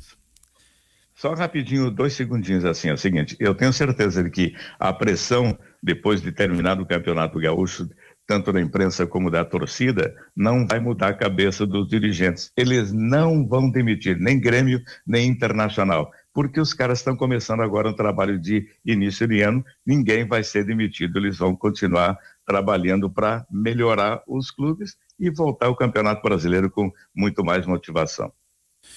O Davis fez uma sugestão para nós, é bem interessante, nós vamos prorrogar. Fala no meio-dia, professor. Isso, nós vamos prorrogar até 5 para o meio-dia, daí ele faz o intervalo, faz as notícias e a gente retoma. Então, não precisa interromper agora para fazer o intervalo das 11h30, que já está atrasado. Foi bem... Boa, só queria colocar aqui, Zé, que é só um plano de divergência, evidentemente. Sim? Eu acho que não, mas isso aí o ouvinte talvez não compreenda, mas o teu presidente está no banco do meu carro há 3 dias. É importante eu tenho presente no banco pra do gente teu falar, porque daí a gente traz também o que a gente pensa desse lado, né? E vou dizer mais, tem muito torcedor que já não entra mais nessa, que começa a olhar o clube dele mais precisamente no futebol, começa a entender os processos do futebol. A eleição no Inter foi um exemplo, não queria entrar mais nisso, mas a eleição no Inter foi um exemplo. A reação ao que estava acontecendo de fritagem, nem sei se diz essa palavra, de fritura olha a minha cabeça, de fritura do Cudê, isso aí também já deu para entender que o torcedor tá pensando diferente. O próprio Renato, Guti. A gente já começa, o Renato era um cara que vai ser sempre estátua, vai ser sempre um ídolo, é o maior cara da história do Grêmio. No entanto, o torcedor já estava entendendo que dentro de campo as coisas precisavam mudar. Zé, vou me retirar um pouquinho pra gente fazer a coletiva do Wanderson, depois eu retorno, tá bem? Até mais. Só uma coisinha, e por falar em Renato, diga, Guimarães. Acho que esse assunto pode ser para depois do meio-dia, hein, que esse aí vai render. Eu só ia deixar o torcedor, para aquele que não acompanhou o Renato ontem, deu uma longa entrevista, participou do Bem Amigos do Sport TV. Foi a primeira aparição pública do Renato depois da aparição pública, vejam só, parece que ele está embaixo da terra, né? Foi a primeira entrevista do Renato, né? Em tempos de distanciamento. Se manifestou. Na primeira vez que ele se manifestou publicamente depois da saída do Grêmio, e ele teve algumas manifestações bastante fortes. Eu acho que é legal a gente falar sobre isso depois do meio-dia. Sim, e eu termino essa parte das pressões porque eu acho, o Renato, inclusive, descobrimos que ele é vizinho do Júnior, do Dinamite e do Bebeto. Isso, ele mora no mesmo condomínio deles. E trazendo também, fazendo um gancho com o nosso assunto, é a ideia também de que às vezes não é só a culpa da imprensa, que isso fica muito na culpa da imprensa, mas os próprios clubes também se utilizam desses artifícios de narrativa, de defender um lado, defender o outro, blindar a sua equipe também para construir esse imaginário do torcedor, para criar essa ideia de que existe um vilão, porque só querem prejudicar o clube, porque tudo está muito bem obrigado, quando de fato é um artifício, sim, o Renato acaba, não digo confessando, né, porque parece que cometeu um crime, mas ele aborda esse assunto também falando que em diversos momentos se colocou na fogueira ou botou um assunto na fogueira para tentar proteger aquilo que lhe é mais caro no momento, aquilo que lhe era importante, seu grupo, o seu emprego e outros artifícios. Isso acontece nas relações humanas, mas colocar, eu digo, essa culpa, apontar o dedo só para a imprensa, né? Quando se aponta o dedo para a imprensa, vamos lembrar que tem 3 ou 4 apontando para si próprio. Só para finalizar então, Zé, eu acho que não é pressão porque a dupla está diante de 2 trabalhos promissores, tá? trabalhos promissores, eles são E que merecem melhor espaço, merecem desenvolvidos. confiança. O desenvolvimento de um trabalho é sempre melhor quando ele é feito sem pressão. Então é por isso que... E não é agenda positiva para nenhum dos dois. É convicção, é acreditar que eles não têm que ser pressionados por nada que eles fizeram, que eles estão no caminho certo. Os dois. Bom, vamos então para o intervalo e depois tem o Guaíba Notícias com a Fernanda Bagatini e voltamos na sequência. O Oliveira propôs o tema do Renato antes da saída para o intervalo da entrevista dele. Recupera o contexto para nós, Oliveira. Renato ontem deu uma entrevista, foi o participante, ficou o programa inteiro no Bem Amigos do Sport TV, para dar o crédito. Foi a primeira entrevista, a primeira manifestação pública do Renato depois da saída dele do Grêmio. Então é evidente que boa parte da entrevista teve como foco a passagem dele no Grêmio. Evidente que ele falou também do seu futuro, disse que recebeu pelo menos 3 propostas desde que saiu do Grêmio, uma do futebol de Singapura, outra do futebol dos Emirados Árabes, mais precisamente de Dubai, uma proposta, segundo ele, absurda financeiramente. E semana passada recebeu a proposta do Santos, e ele recusou as 3, disse que nesse momento... Falou do Atlético também, né, Oliveira? Do Atlético ele só admitiu que já se sabia, né? Que era aquela proposta que ele recebeu no começo do ano para comandar o Atlético Mineiro. Ele ainda estava no Grêmio, né? Quando recebeu aquela proposta do Atlético Mineiro. Mas essas 3 propostas foram agora, depois que ele saiu do Grêmio. Singapura, Dubai, não disse os clubes, né? E também, pouco importa, mas disse aqui no Brasil do Santos. Mas falou que nesse momento o que ele precisa é descansar, né? Com a sua família no Rio de Janeiro. Enfim, comentou da sua vida particular, sua vida pessoal por lá, disse que vai dar uma acalmada, se recuperou da Covid e vai esperar mais alguns dias, algumas semanas antes de começar a analisar outras propostas para voltar a trabalhar. Disse também que não tem o que ele chamou de vaidade de aceitar um trabalho só se for em começo de temporada, como o Roger, por exemplo, faz, o Abel muitas vezes faz. Disse que ele não tem essa vaidade, que se ele tiver de assumir um time em meio ao campeonato, assume sem nenhum problema.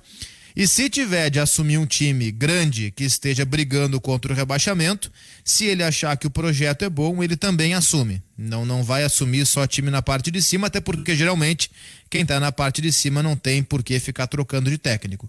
Reafirmou que o sonho dele é comandar a seleção brasileira, mas sabe que o Tite faz um trabalho maravilhoso e que não tem por que sair agora. Trabalho maravilhoso nas palavras do Renato.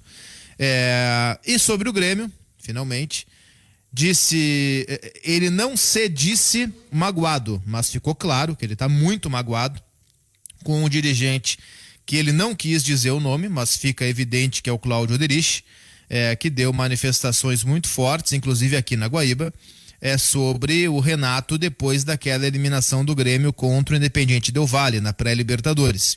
Deu entrevista para a Guaíba e para outras rádios também. Falou muito forte no sentido de se cobrar do Renato, de se debater a permanência ou não do Renato internamente. E o Renato disse que ficou muito chateado com aquilo. O Renato disse que é um dirigente que só atrapalha e que tem o sonho de ser presidente do Grêmio. Enfim, fez algumas críticas, mas sem mencionar o nome. Ficou claro que era o Oderich, porque o único dirigente que foi publicamente falar sobre isso foi o Cláudio Oderich. E disse que naquele momento, em conversa com a esposa dele que mora no Rio de Janeiro, a Maristela, ele disse que, olha, é o fim de ciclo realmente, não vou continuar. E revelou que no dia seguinte, quando teve uma conversa com o Romildo Bolzan Júnior, o presidente do Grêmio, os dois choraram. O Renato disse que o presidente queria a permanência dele, chorou. Renato também chorou ao lembrar de tudo que conquistaram juntos. E que os jogadores, depois do Renato já recuperado da Covid, o Grêmio concentra no mesmo hotel que o Renato morava aqui em Porto Alegre, segundo o Renato. Então, os jogadores foram no quarto dele, conversaram, prometeram um churrasco para ele e tal. Ele disse que até ia evitar esse churrasco porque ele já passou por alguns procedimentos no coração, não sabia se aguentar e tal, e voltou para o Rio de Janeiro. Mas basicamente foi isso, críticas muito fortes a Cláudio Oderich, mesmo sem citar o nome.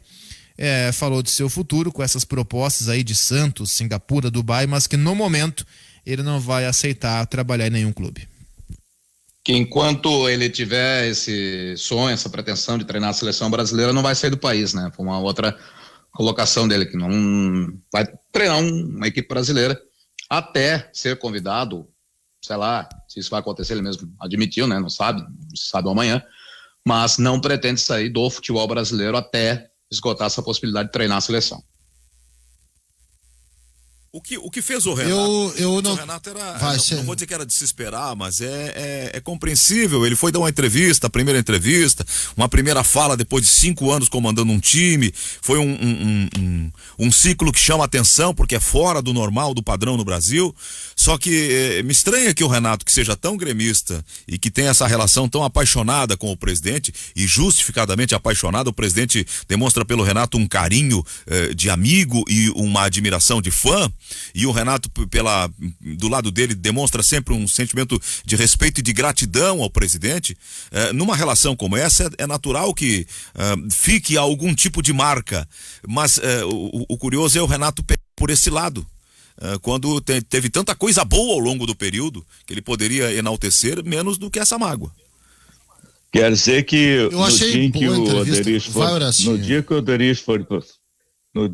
o Oderich for presidente, o Renato não tem volta, não tem um retorno, pelo que ele está falando. Nem pensar do dia que ele for presidente, não. Se é que ele vai ser um dia também presidente, né? Eu gostei eu não vi a entrevista porque eu não tenho mais TV a cabo, mas eu vi pela internet, né? Depois os caras reproduziram aqui, vi vários vídeos e tal. Agora eu tô nessa, né? Eu espero aparecer para poder ver. E o Renato, eu achei muito boa a entrevista. Achei uma entrevista super, super consciente, assim, de ele entender e gostar daquilo que ele fez aqui em Porto Alegre. Uma sensação de missão cumprida, sabe? O Cláudio Oderich é um cara que fala bastante. Eu só acho que fica uma lição, eu nem vendo o Renato, é uma lição diante de debates que a gente tem muitas vezes aqui sobre futebol. Porque eu achei o Renato extremamente leal aos jogadores. E ele falou coisas bem legais sobre o Jean-Pierre, tá?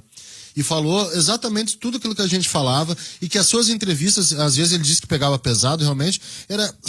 Ele fazia essas entrevistas não porque ele estava perdido a respeito do que acontecia, mas era só para blindar o grupo, para proteger o grupo.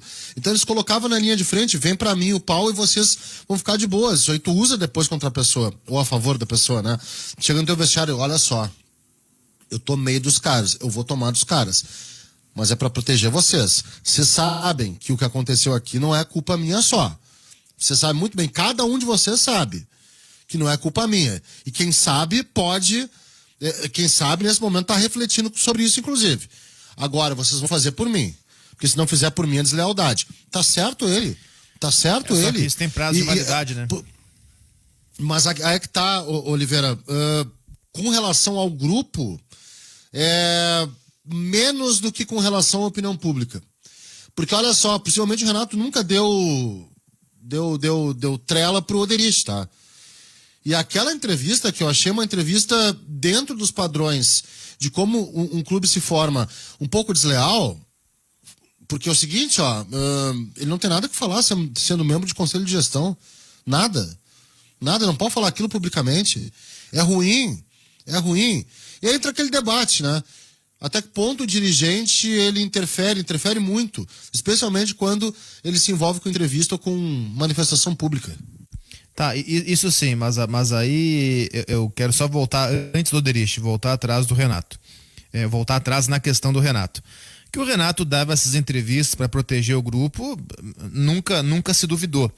O grande problema para o Renato é que lá pelas tantas a imprensa, ou parte dela, para não generalizar, tem muitos que ficavam aplaudindo o Renato, boquiabertos com o Renato até o final. Mas muitos também se deram conta de que o Renato estava fazendo papel mais de personagem do que de técnico. E aí começaram a bater mais forte no Renato, e com razão. Porque se ele quer tirar o foco do grupo e colocar o foco nele, então vamos lá, o foco das derrotas também vai para ele, não só o das vitórias. E aí o Renato começou a se perder com isso. E ele começou a perceber que ele não é tão malandro quanto ele achava que era. Porque ele começou a apanhar, e apanhar forte. E aí ele começou a não saber para onde virar, começou a vir com justificativa que não era correspondida na prática, e a partir daí ele se perdeu. E quando ele se perdeu, tudo bem, o grupo ele sempre teve em mãos, isso ninguém duvidou. Mas ele se perdeu ao não conseguir fazer esse grupo jogar. O relacionamento com o grupo, até onde se sabe, sempre foi maravilhoso. Agora, o que não era maravilhoso era o desempenho desse grupo no campo. Por quê? Porque lá pelas tantas, depois de 2, 3, 4 anos e 7 meses, como foi o tempo do Renato, o relacionamento, o joga por mim lá que eu te defendo aqui fora, terminou. Tem validade isso. Lá pelas tantas não basta apenas o joga por mim que eu jogo por ti. Lá pelas tantas tem que ter, vem cá, e aí, bonitão, e o trabalho, como é que vai ser? Tá? O adversário pegou como a gente joga, como é que a gente faz agora? Não, eu fiz isso lá em 2016, deu certo, vou repetir agora. Não, o futebol mudou.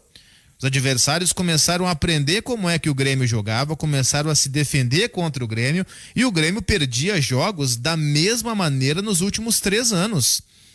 Se pegar ali o que o Del Valle fez contra o Grêmio, ganhou os 2 jogos do Grêmio. O que o Palmeiras fez com o Grêmio, ganhou os 2 jogos do Grêmio na final da Copa do Brasil. O Santos tocou 4 do Grêmio, gente, numa quarta de final de Libertadores. Se pegar até eliminações anteriores, aquela queda pro Atlético Paranaense na Copa do Brasil, semifinal de 2019, o Grêmio fez 2-0 aqui, levou 2-0 lá e poderia ter levado mais. Então o Grêmio vinha deixando a desejar há muito tempo. Esse ciclo que o Renato entendeu que chegou ao fim agora, depois de 4 anos e 7 meses, e que se dependesse do presidente Romildo não teria chegado ao fim ainda, e eu fiquei muito preocupado com isso, porque o presidente eu acho que não conseguiu diferenciar o Renato técnico do Renato estátua. Entendeu? Eu fiquei preocupado com isso. Esse ciclo, ele havia terminado lá no final de 2018, com aquela eliminação para o River Plate. Desde então, o Grêmio nunca mais conseguiu chegar nem perto do que foi em 16, 17 e no primeiro semestre de 2018 também.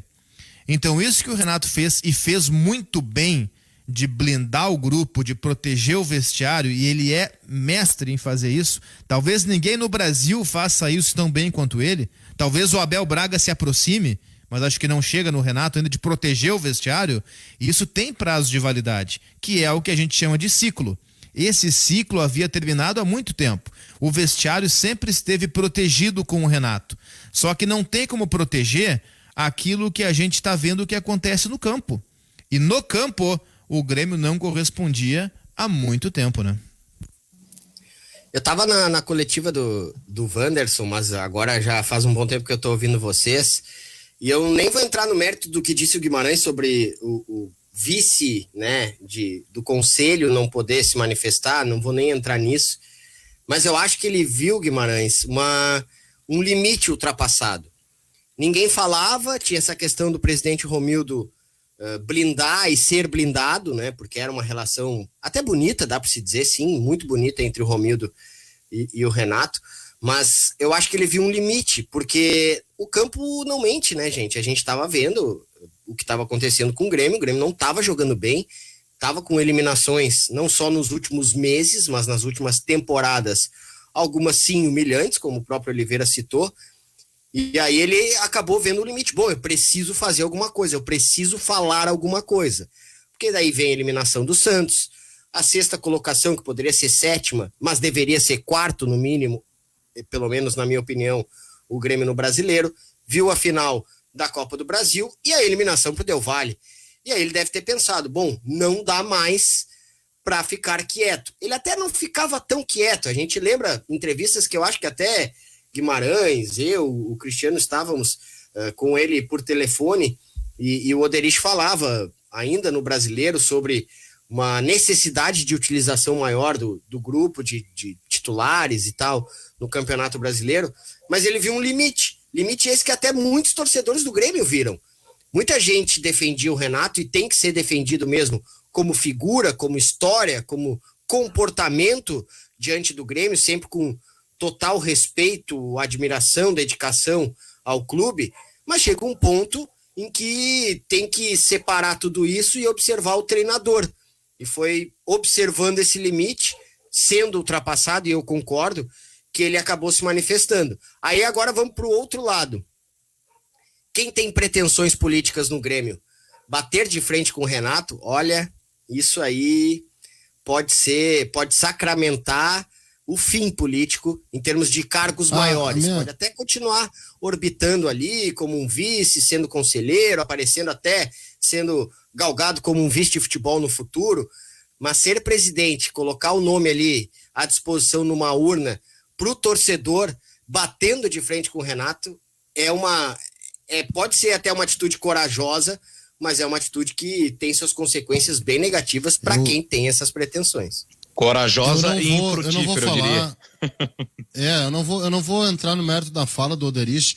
Eu também concordo, para mim o ciclo encerrou. Eu senti o Renato mais aliviado, tá? É da vida, cara, ninguém é para sempre num clube, o cara tem outras coisas, ele quer muito treinar a seleção brasileira, tem todo o direito disso. Eu acho que ele estabeleceu um elo de muita lealdade realmente com os jogadores. Falou coisas interessantes sobre competir, sobre, né, enfim, a forma com que ele lidou com o grupo. Eu só acho que o membro do Conselho de Gestão não podia falar isso publicamente. Não falei na época porque para nós, sim, é muito bom, tá? Tô pensando em termos de Grêmio. Para a imprensa é um presente, uma maravilha demais, é ótimo. Agora, em termos de clube, ele é do clube, ele serve ao clube.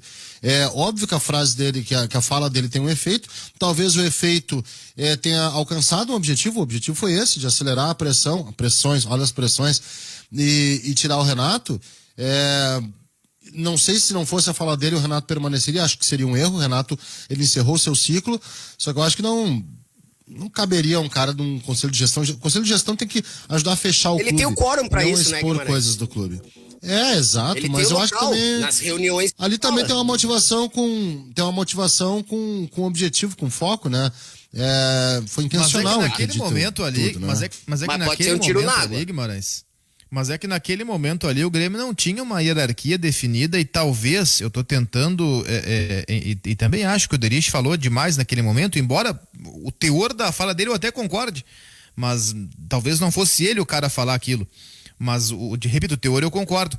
É que naquele momento ele se sentiu no direito de falar porque ninguém falava. O Grêmio havia sido eliminado pro Del Valle, o discurso era e a torcida exigia um outro tipo de discurso. Qualquer enquete, e vamos lá, a Guaíba fez enquete, outras rádios fizeram enquetes, programas fizeram enquetes com torcedores do Grêmio, e em todas essas enquetes a maioria votava pela saída do Renato. Então faltava daqui a pouco alguém ali internamente para dizer, olha só, pessoal, isso que a gente acha que o Renato é, o torcedor lá fora não acha. E o Oderich veio dizer isso. Mas a pressão interna já havia, Oliveira. O que não tinha era uma voz em público. Zé, já havia, mas é aí que eu vou chegar. A pressão interna ela já havia. Faltava daqui a pouco alguém para chegar em público, ou ao público, para daqui a pouco tirar uma febre de como é que o público ia reagir a essa declaração. E naquele momento... Porque tem gente hoje criticando o Oderich por conta da declaração do Renato ontem, só que tem gente que naquele momento apoiou o que disse o Oderich. Naquele momento, cara, isso aí, tá certo. E hoje, só porque o Renato disse que ficou magoado, não, veja bem. Oliveira. Então, eu tenho assim, Orestes, pra fechar, eu tenho muito receio disso. E acho que o Oderich se sentiu no direito de dizer naquele momento, porque o próprio Renato, ele falava muitas vezes como se fosse um vice de futebol. Ele falava muitas vezes como se fosse um executivo. Então o Oderich pensou, cara, se o técnico fala uma função que não é dele, se o CEO está trabalhando também como executivo, se o presidente também é vice de futebol, eu que estou no conselho, eu posso falar também. E aí falou. A saída... Adriano, me perdoa, vamos abrir uma filinha aqui, uma fila rápida. A Ana tinha entrado primeiro e ficou truncado. Então a Ana conclui e depois o Orestes.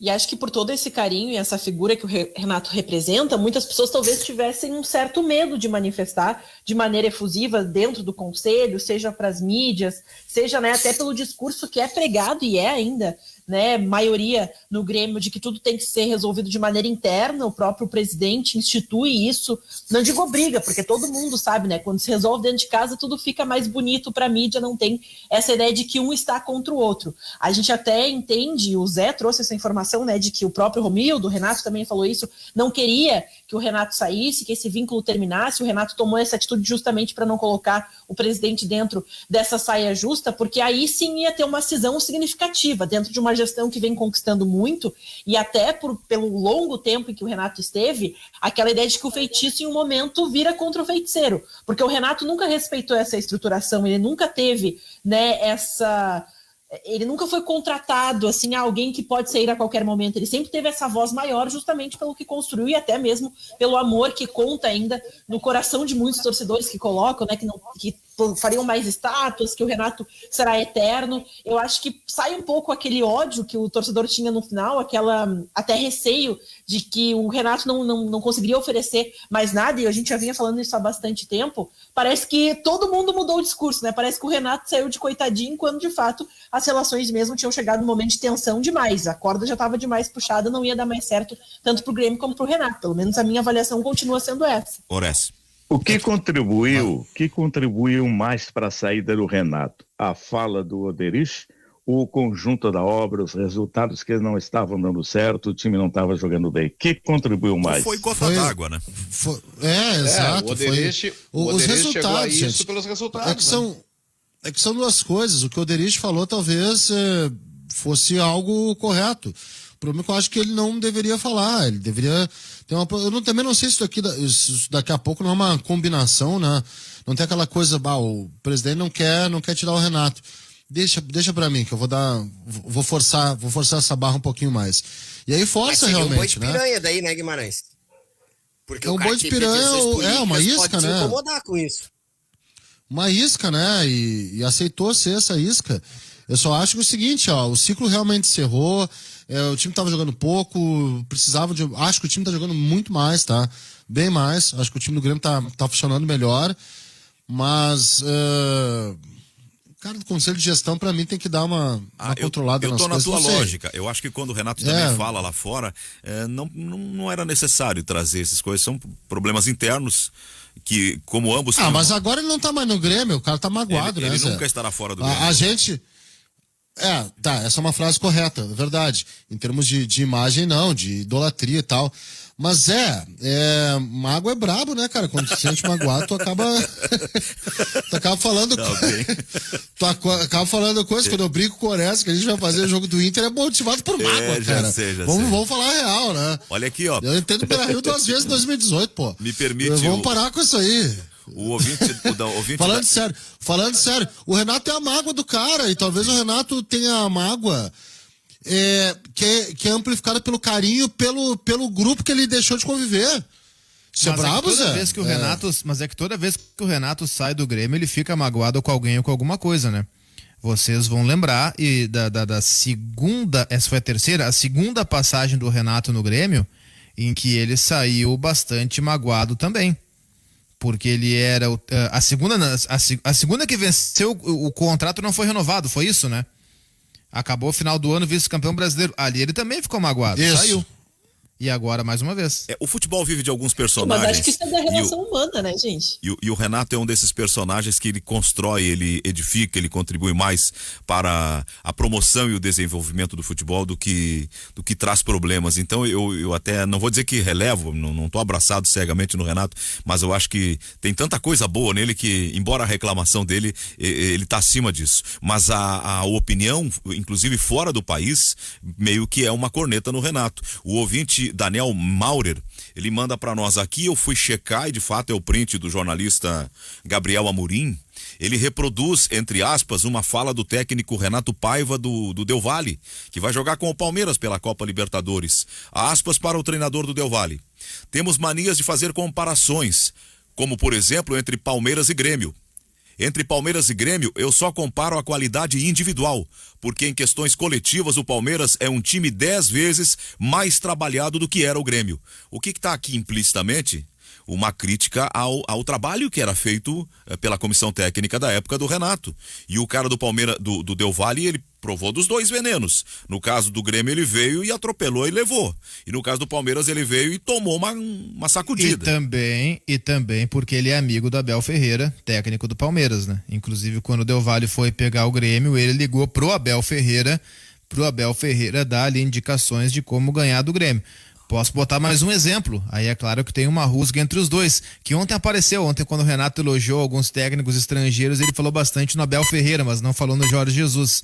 Quando o Benfica contratou o Everton Cebolinha, o Jesus, quando o Cebolinha chegou, disse, olha, eu vou ter que, em outras palavras, explicar para esse rapaz como é que se treina, porque ele chegou numa base de treino no Brasil que não dá, tá muito abaixo do que ele vai ter que encontrar aqui na Europa.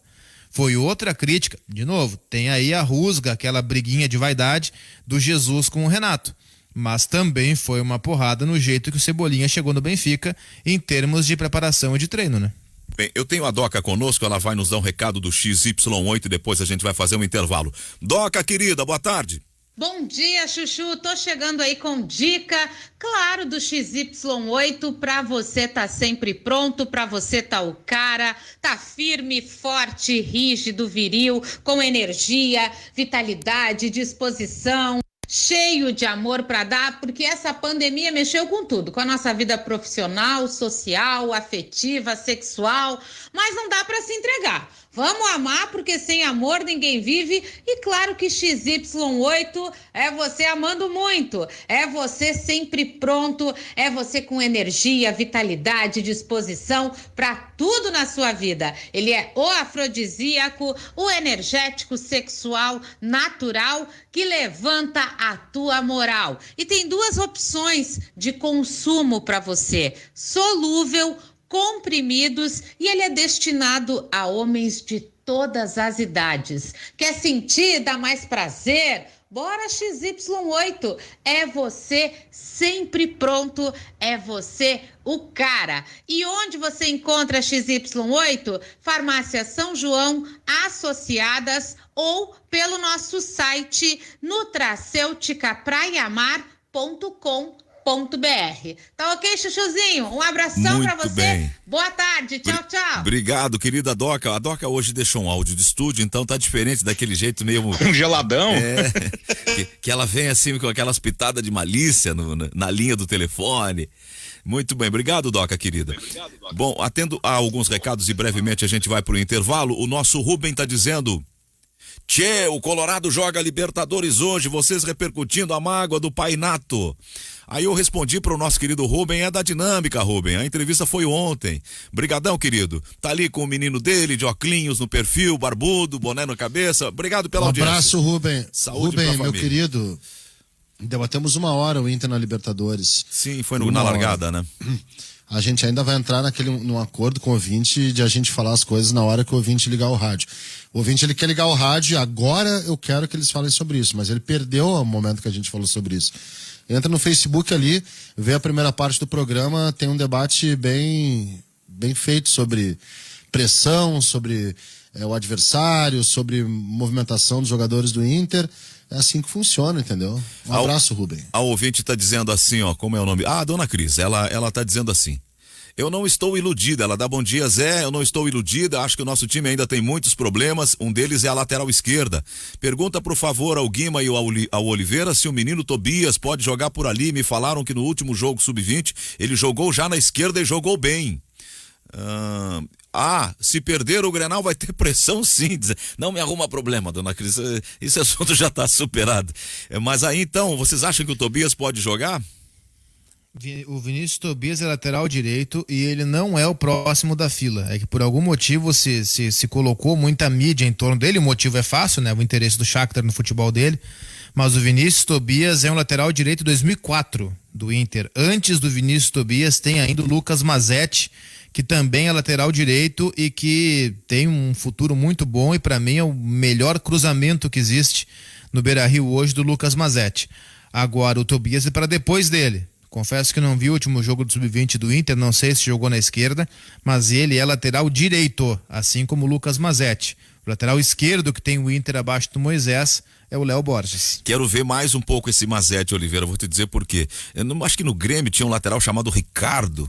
Era muito técnico, bola parada, era bom. O eterno substituto do Arce, né? Isso, mas ele não... Lembro.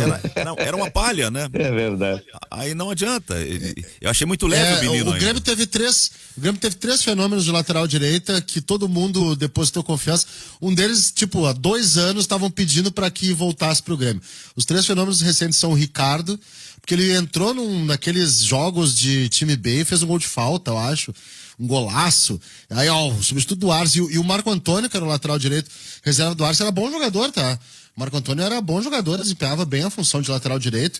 Era um cara interessante. Aí por que não colocar o Ricardo? Ficou todo o resto dos anos 90, depois que o Arce foi para o Palmeiras. É o Ricardo. Aí depois veio o Jorge Lucas. O Jorge Lucas tem que ser o titular, ele foi titular em alguns momentos, e o Grêmio caiu para a segunda divisão, sabe? E por que se tinha avaliação? Aí o Grêmio contratava um monte de lateral, tipo Michel, uns caras Josemar. assim. Lucianinho, uns caras assim que eram fracos. E o Jorge Lucas nunca foi um titular, porque não era um jogador de confiança. E o último é o Felipe Mattioni. O Felipe Mattioni, ele tem uma criação de imaginário do torcedor que até 2 anos a galera pedia a volta do Felipe Mattioni pro Grêmio. Desses que era um guri bonito, né? E não ainda tinha mais o lance assim daquela coisa do cara... Qual? Eu não tinha um desses laterais que era um guri boa pinta. E que aí a O torcida Mattioni também... foi pro Milan. O Mattioni foi reserva do Paulo Sérgio no Campeonato Brasileiro 2008 e foi pro Milan. Era o Raul. O Raul é mais recente. O Raul que era bonito.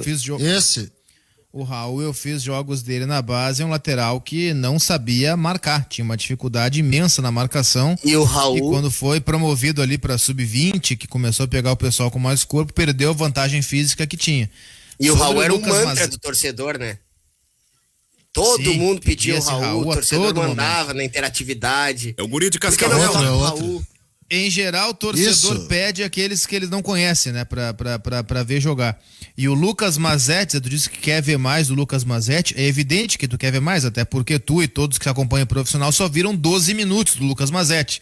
E em 12 minutos ninguém vai tirar conclusão alguma.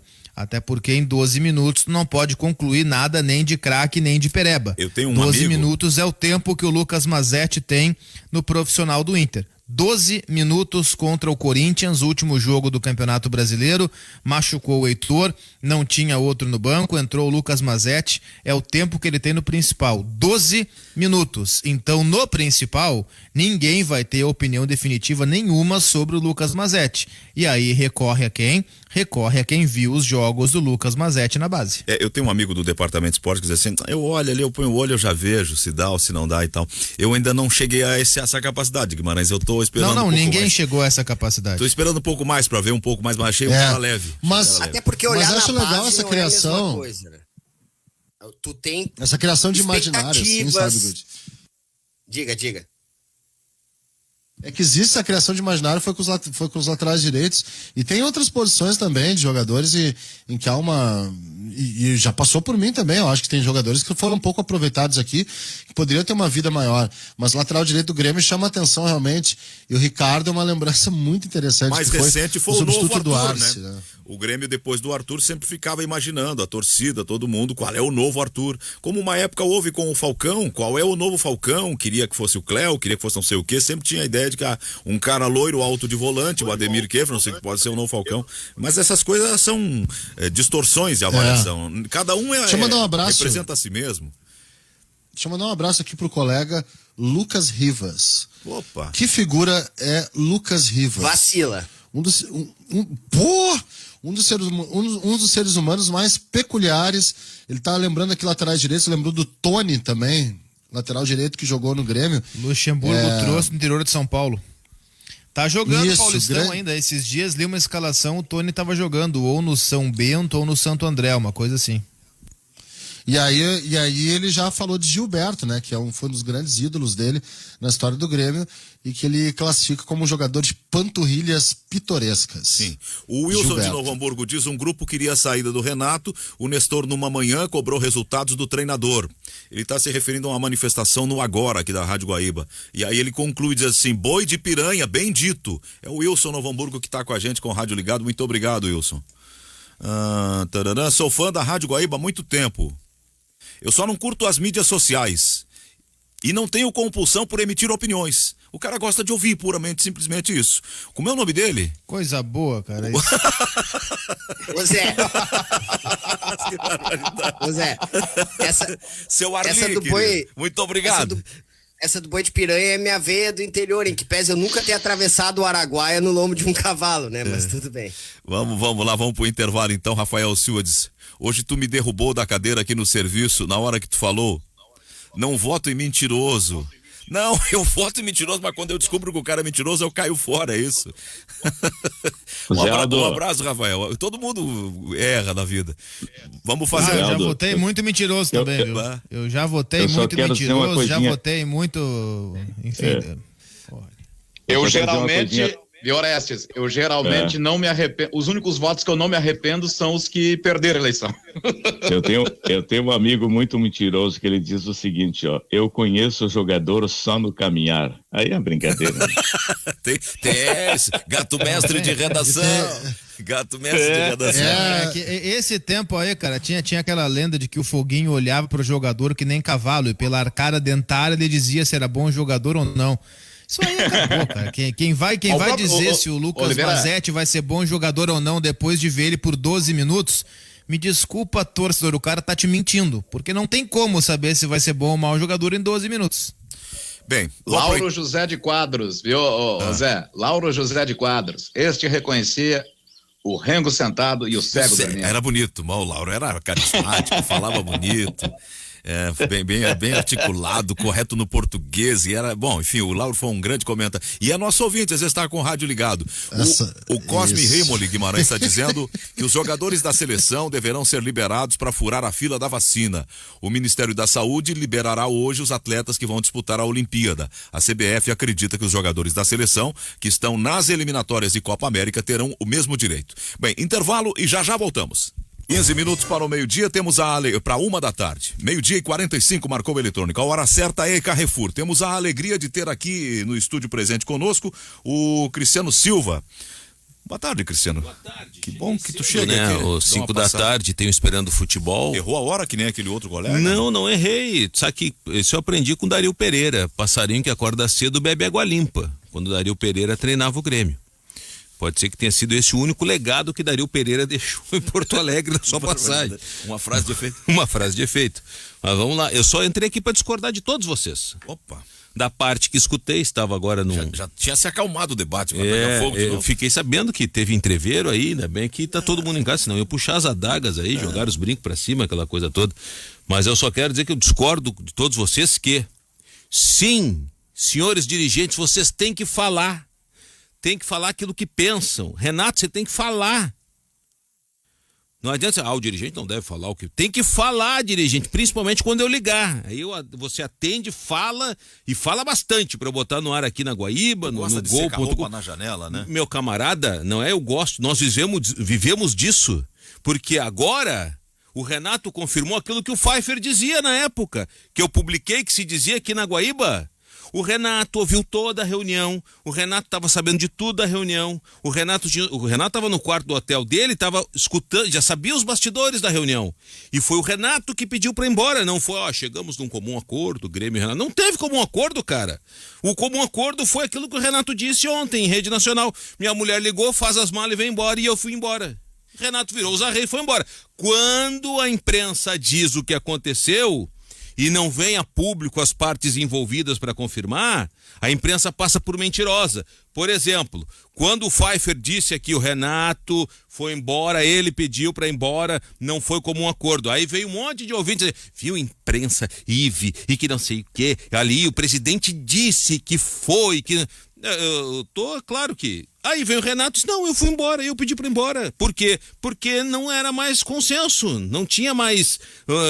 tinha muita pauta negativa, o Renato falou isso ontem. Pronto, tá aí, ó. O que a Rádio Guaíba noticiou com o setorista de Grêmio, Rafael Pfeiffer, foi confirmado pela parte principal envolvida, Renato Portaluppi, e que já havia sido confirmada pelo Cláudio Oderich em entrevista aqui na Rádio Guaíba. A minha participação era essa.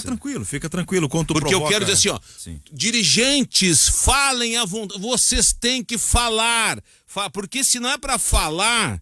Chapa branquismo, escuta a rádio do Grêmio, vê no site do Grêmio, a rádio do Inter e o site do Inter. Esse é o nosso diferencial. Eu não posso pedir pro cara não falar. O nosso diferencial é esse. Eu já tô quase na fila do gargarejo na hora da vacina. Eu tô naquela idade eu tenho que tomar vacina, sabe? Eu tô naquela idade, Cristiano, que tá querendo aqueles fiapão dentro da orelha, no nariz, em cima dos olhos. Tem depilação pra isso, sabe? Eu já tô maduro pra dizer o seguinte. Sabia que tem depilação pra isso? Tem.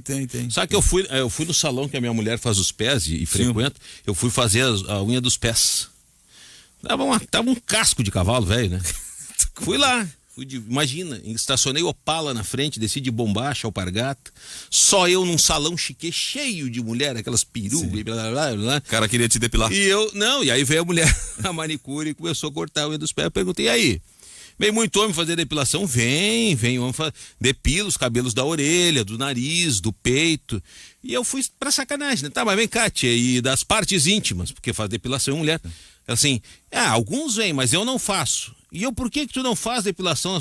Porque eu não brinco com brinquedo que cresce. E aí veio aquela gargalhada, né? Aí começou a rir, quebramos o gelo e tal. Eu fui embora. Não que eu tivesse interesse em depilar. Eu tenho uma máquina lá que de vez em quando eu passo. Que eu quero te dizer o seguinte, eu já tô naquela idade então que cria aqueles fiapão no nariz, na orelha, acima dos olhos e tal. Já tem alguma ruga nesse corpo aqui pra dizer que a vida me ensinou o seguinte: a melhor saída é sempre a diplomacia. Se esse que falou, o doutor Cláudio Oderich, tivesse na presidência, potencial candidato a presidente do Grêmio. Se ele tivesse na presidência, ele não iria gostar que o Boi Corneta ficasse usando as rádios para detonar a administração dele. Eu acho que tem, no momento que o jornalista liga, porque o jornalista sério faz isso. Ele liga para todas as partes. Ele não publica e nem divulga, eu ouvi o passarinho cantar, não sei, tu tem que saber que se o passarinho é bom ou não. Se a fonte é boa, tem que divulgar. O senhor dá uma entrevista para falar? Dou uma entrevista para falar. E falou, ele é vice-presidente eleito. Como é que eu, como jornalista, que busco ouvir todas as partes envolvidas, eu não vou querer que o cara fale? O cara tem que falar. A população gosta de ver as entranhas, mas o bom é proteger as instituições. Essa história de economia interna que foi dita lá pelo seu Petri em 1900 e antes, velho, o jornalista vive disso. Como é que eu vou chegar e vou dizer, não, o senhor não deve falar, não fale isso. Ele pode dizer muito bem também o seguinte, eu vou te falar e vou dizer, não revela a fonte. Bom, aí tu publica, olha, a fonte pediu para não ser revelada, é um direito da fonte. Mas como é que eu vou dizer pro cara não falar? Cristiano Silva, presidente do Inter. Quantas vezes tu veio... alguém fique indo na imprensa, quantas vezes tu veio aqui no Ganhando o Jogo com informações, sim. Porque a tua fonte passou... Aí tu não quer que a tua fonte passe informação? Eu tenho 2 fontes dentro do Grêmio que são muito boas. E tu não quer que ela fale nada. E eu passo pro Pfeiffer fazer a verificação. Qual é a diferença da tua fonte, que é muito boa e te fala, e tu respeita porque ela é boa, do que um dirigente vir ao microfone e falar, olha, não dá, realmente não dá. O Renato foi eliminado, tomou 5 do Flamengo, perdeu pro Santos por 4, perdeu a Copa do Brasil, realmente o ambiente não tá bom. Sendo que este dirigente disse o que a maioria dos torcedores do Grêmio falavam, a gente pode ter a febre na nossa interatividade. E ele tá errado? Ele tá errado? Olha, com todo respeito, eu quero dirigentes, falem à vontade, principalmente quando eu ligar. Muitos têm ali meu telefone na agenda, muitos não atendem porque sabem que eu não guardo segredo, eu toco mesmo. Essa é a minha função, para isso que eu me formei, para isso que eu estudei, para isso que eu tô aqui. Atendam o telefone, atendam. Se não quiser se identificar, dê toda a informação que a gente diz assim, ó, a fonte pediu, é sigilo da fonte. É que existe, os outros meninos estão todos no debate com a gente, por favor, entrem aí. Existe um certo orgulho do jornalista quando ele consegue uma informação privilegiada. Eu vou te falar o seguinte, tem esse orgulho. De votar essa notícia aqui. Evidentemente que aqui o jornalista sério tem esse orgulho. E aqui todos são. Só que eu acho o seguinte, ó, mais orgulho é quando se dá informação com credibilidade. Como é a chamada da Guaíba, informação com credibilidade. E a gente também não está aqui para fazer assessoria de imprensa, exatamente, né, Zé? Seria outra função, existe essa assessoria de imprensa, Exatamente. Não, mas eu digo assim, ó, se tu liga, o cara te diz, ele não faz nenhuma observação, olha, não fala, não diz o que... Bom, ele quer que tu coloque, porque ele não ia estar falando com um jornalista eu vou contar, tá na mídia e Ana, não quer que o cara conte. Eu vou contar o bastidor dessa entrevista do Cláudio Oderich aqui na Guaíba, pós a eliminação para o Del Valle. Pfeiffer estava aqui, devido ao protocolo de pandemia, corria para um lado e para o outro e ligava para um dirigente, não atendia. Aí ligou para Daniele Lentz, que é a assessoria do Grêmio, da direção. Não, nenhum dirigente vai falar a determinação, vão falar amanhã. E eu disse, Pfeiffer, vamos atrás, não desiste. E o Pfeiffer conseguiu a entrevista. Cláudio Oderich ligou, prontamente atendeu. Se eu vou ficar com a informação da assessoria do Grêmio, eu não ponho a mão no cara. E aí como é que faz?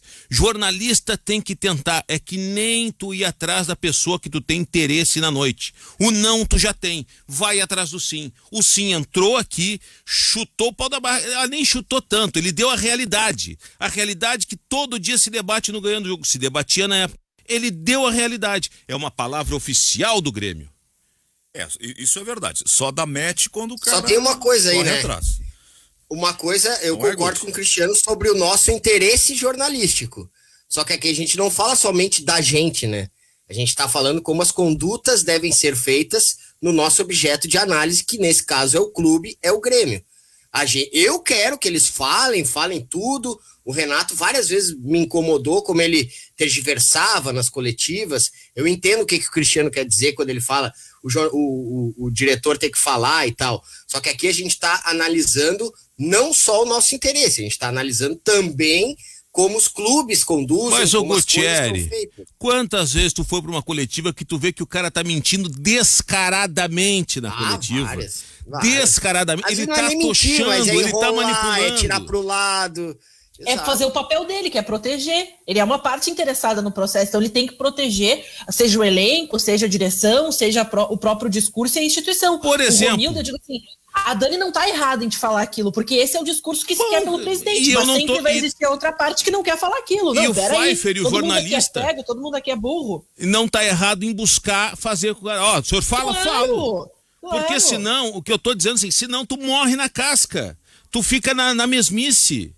E o que eu tô dizendo é o seguinte, o presidente Romildo disse na coletiva, chegamos a um comum acordo. A crítica Não não é o foi jornalismo, comum Cristiano. acordo. Não, só um pouquinho. Não foi comum acordo. O presidente queria, de novo o presidente ia ganhar por um voto contra 5, 6. O Renato disse, eu estou indo embora, e fui. E ele foi embora, porque se o Renato não quisesse ir embora, estaria até hoje no Grêmio. A gente pode analisar se a ruptura foi boa, foi ruim, isso tudo a gente até já fez. E eu acho até que foi boa. Eu acho que o Grêmio vai crescer mais agora com o Thiago Nunes. O Renato ontem foi claro, o ciclo que chegou ao fim. Agora, a nossa obrigação é buscar sempre a verdade. Informação com credibilidade, slogan da Rádio Guaíba. E eu quero muito, o dirigente tem que falar. O dirigente tem que falar. Sim, estou falando pela minha parte, a parte interessada. Só que a minha parte também, eu acho que ela também tem o interesse do torcedor. Aquele torcedor inteligente que quer saber a realidade, transparente. Eu acho que eu estou defendendo também esse torcedor. Agora aquele que chapa branquismo aí, cada um no seu quadrado. Alguém quer dizer alguma coisa? Tô chegando ao final do programa, vamos encerrar em seguida. Desculpa, gente, eu não queria inibir ninguém, viu? Mas cadê o povo? Tá todo mundo aí? Foi embora. Não, eu queria falar sobre o Adriano, sobre... Não gostaram Só da minha pra- participação. O Guimarães já quer falar do Adriano, Quem né? é o Adriano? Que é Adriano? Gabiru? O Imperador. O Adriano Imperador. Bah, essa do Zé Eu- foi maravilhosa. Mas deixa, não. agora é o assunto, agora- Eu coloquei no grupo. Faz tempo que tá no grupo ali do esportes. Mas esse O grupo do Gutierrez colocou esporte faz um ninguém bom lê, tempo. falam de tudo ali, até nudes mandam, mas o que é assunto sério ninguém fala. Não, desculpa. Mas eu acho um assunto não, bem eu não sério. vi, Carlão. Então, só para não deixar o público sem... O The Players Tribune, que é um portal de matérias com mais profundidade a respeito do futebol, publicou o seguinte título: o Adriano tem uma história para contar, o Imperador. E aí ele fala, mas é muito bonito o texto, né? É muito bonito ele dizendo mais ou menos, por que eu abandonei algumas coisas em troca de outras? E ele explica o que é a vida dele, como ele era feliz no ambiente dele, e é uma coisa de humanizar assim, um jogador de futebol que eu achei muito bonito. O texto é muito bonito, muito comovente, tá? Ele fala sobre o sucesso para os outros e versus a paz de espírito para ele, e como ele se sentia bom, e como ele ouvia as manchetes, como ele lia as manchetes de o Adriano tá bebendo, o Adriano tá drogado, o Adriano largou milhões, o Adriano largou os outros, e ele só queria ser feliz. Ele fala a respeito de felicidade, é muito bonito ver o jogador de futebol se abrindo dessa forma. Eu recomendo a todo mundo, tá? Tem o link ali no Twitter, pode encontrar theplayerstribune.com. Aí tem Adriano Imperador, ou digita no Google Adriano, para quem não manja de inglês, Adriano Imperador tem uma história para contar, e aí vai ter essa carta, uma espécie de carta aberta do Adriano para todo mundo. Eu achei muito bonito. E acho que o jogador de futebol tem que ser, de fato, humanizado. O jogador de futebol é um ser humano, ele não é uma máquina, como às vezes se coloca, né? A obrigação dele ser uma máquina e de não ter qualquer tipo de outros anseios. O anseio do Adriano era só ter paz de espírito, por isso talvez que seja legal ler para entender o que foi a vida do Adriano, o que é a vida e a felicidade do Adriano Imperador. Muito bom. Carlão, valeu. Até mais à noite. Feito. Com o Orestes de Andrade. Cuida bem do padrinho, hein? Eu cuido. Ele cuida, tranquilo. Vou te deixar a tua lembrança aqui, viu? Tô já uns 4, 5 dias com esse negócio do carro. Aliás, bom retorno ao Orestes de Andrade hoje, voltando à narração, estarei na escuta. Boa, também. Muito obrigado pelo carinho. Garotinho, bom trabalho. Valeu, Não vai brigadão. desafinar no gol, professor? Que lembrança. Esse é o Tarzan, Bom, estourou tudo. Depois de um ano o Tarzan tá comigo. Vou te dizer uma coisa. Fernanda já tá no estúdio, faz as notícias agora do correspondente Guaíba, depois tem o Boa Tarde Brasil com Júlio Ribeiro. Boa sorte e grande transmissão ao Orestes, boa sorte para o Inter e voltaremos amanhã às 11 da manhã. Até lá, tchau.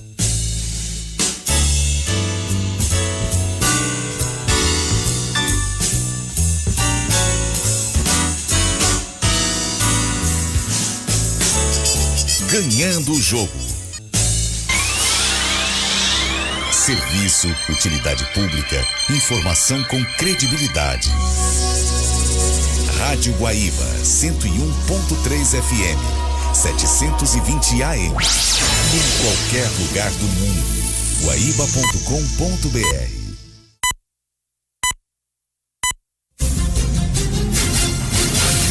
No top de 5 segundos, correspondente Guaíba Sat, uma produção do